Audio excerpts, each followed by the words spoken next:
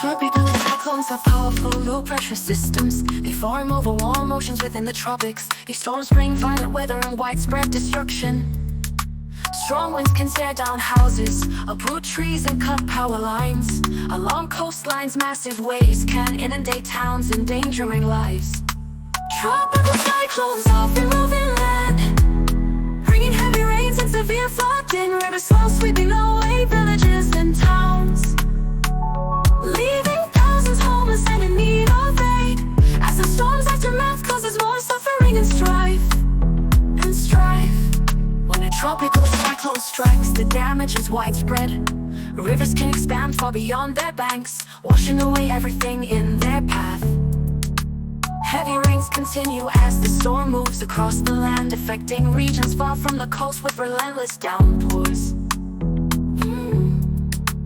Tropical cyclones often move inland, bringing heavy rains and severe flooding. Rivers swell sweeping away villages and towns, leaving thousands homeless and in need of aid. As the storm's aftermath causes more suffering and strife.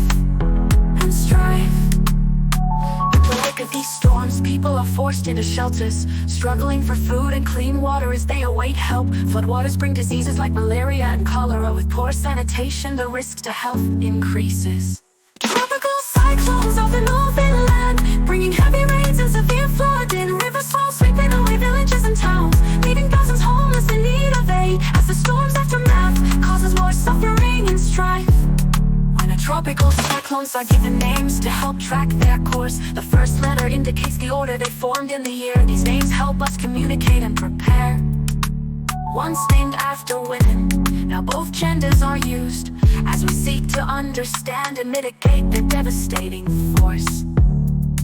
When a tropical cyclones are natural forces of destruction, bringing chaos and change to the regions they strike. By studying their patterns and impacts, we can better prepare and respond to their overwhelming might.